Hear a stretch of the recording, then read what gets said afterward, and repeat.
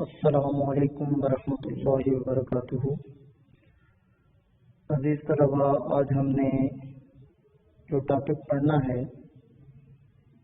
وہ ہے امر بالمعروف اور نہی عن المنکر۔ بسم اللہ الرحمن الرحیم۔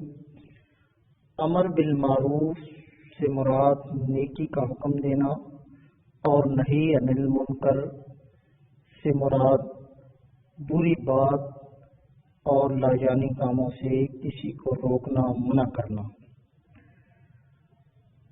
اللہ رب العزت نے قرآن کے اندر اس امت کو بہترین امت اسی وجہ سے کہا، کنتم خیر امت اخرجت للناس تأمرون بالمعروف وتنہون عن المنکر، کہ تم بہترین امت ہو کیونکہ لوگوں کو نیکی کی دعوت اور لوگوں کو برائی سے روکتے ہو۔ اور یہی کام 1,24,000 کموں کے انبیاء کرام نے کیا۔ اور اس کے بعد جب نبوت کا سلسلہ ختم ہوا تو اس امت کی یہ ڈیوٹی لگائی گئی کہ تم لوگوں کو نیکی کی دعوت دو اور لوگوں کو برائی سے روکنے کی کوشش کرو۔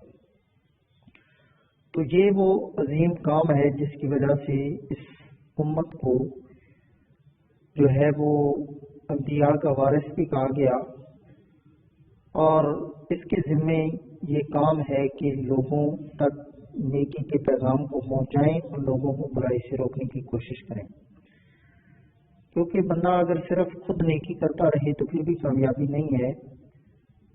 کیونکہ ایک مرتبہ اللہ رب العزت نے حضرت ابراہیم علیہ السلام کو بھیجا کہ جاؤ فلاں بستی کو نیست و نابود کر دو، تباہ و برباد کر دو۔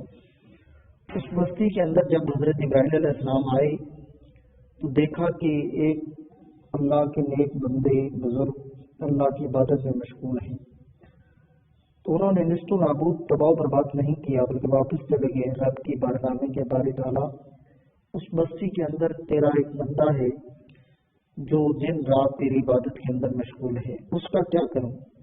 تو اللہ رب العزت کی طرف سے حکم ہوا کہ اس کو بھی نیست و نابود کر دو، کیونکہ وہ خود تو نیکی کر رہا ہے لیکن دوسروں کو نیکی کی طرف نہیں بلا رہا، خود تو برائی سے بچ رہا ہے لیکن دوسروں کو برائیوں سے نہیں بچا رہا۔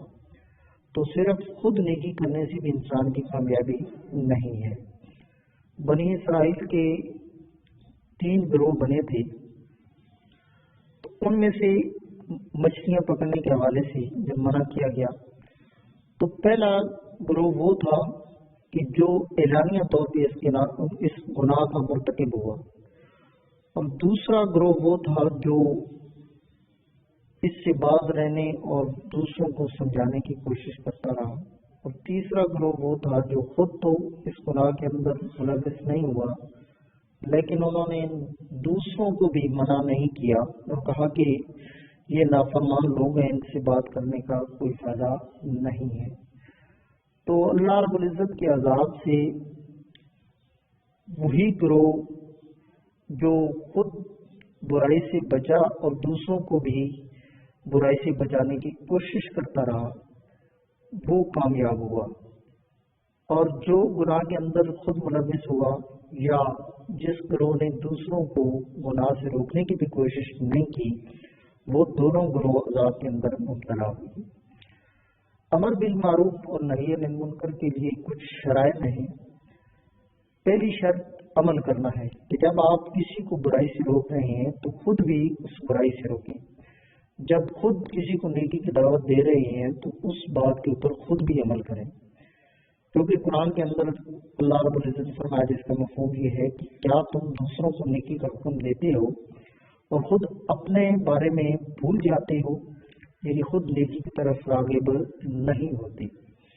دوسری شرط ہے خوش اسلوبی، یعنی کسی کو جب نیکی کی طرف دعوت دینی ہے تو خوش اسلوبی کے ساتھ، نرمی کے ساتھ نیکی کی طرف بلانا ہے، کیونکہ اسلام کے اندر جبر نہیں ہے، لا اکراہ فی الدین۔ تیسری جو شرط ہے اخلاص ہے، کہ اخلاص کے ساتھ، خلوص کے ساتھ، اچھی نیت کے ساتھ دوسرے کو نیکی کی طرف راغب کرنا ہے اور برائی سے روکنے کی کوشش کرنی ہے۔ چوتھی شرط مزاج شناس، یعنی اچھائی کی طرف بلانے کے لیے لوگوں کے مزاج کے مطابق جو ہے ان کو روکنا ہے، اور برائی سے روکتے وقت بھی ان کے مزاج کو مد نظر رکھ کر کام کرنا ہے. جس طرح کہ قرآن کے اندر شراب کے متعلق تیسرے مقام پر جا کر حرمت کا حکم آیا، کیونکہ وہ لوگ شراب کے اتنے رسیا ہو چکے تھے، پہلے اس کے نقصانات کو گنوایا گیا. تو اس صورت میں مزاج کو پہچان کر نیکی کی طرف بلانا ہے، اور اسی طرح مزاج کو پہچان کر برائی سے بھی روکنے کی کوشش کرنی.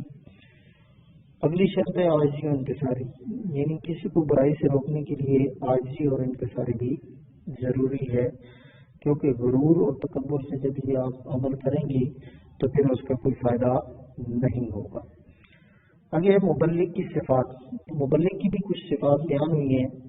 پہلی جو صفت ہے کہ اس کی نیت اچھی ہونی چاہیے. دوسری حکمت عملی کے ساتھ کام کرے.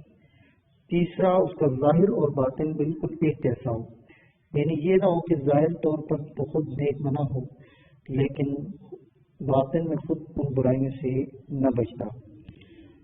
نرم مزاج ہو، اور جب گفتگو کرے تو وہ بھی دھیمے انداز میں گفتگو کرے، اچھے انداز میں قول للناس حسنا.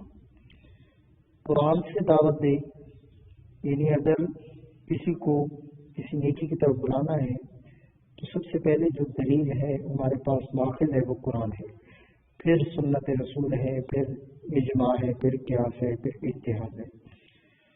اور موقع کے مطابق یعنی موقع کی مناسبت کے مطابق لوگوں کو جو ہے وہ تبلیغ کرے، اچھے انداز میں نیکی کی طرف بلائے.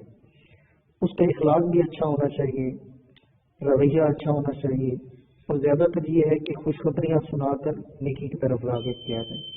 کیونکہ حضور اکرم صلی اللہ علیہ وسلم کے سے بات ہے کہ بشرو ولا تنفروا، کہ خوشخبریاں سناؤ، نفرت پیدا نہ کرو.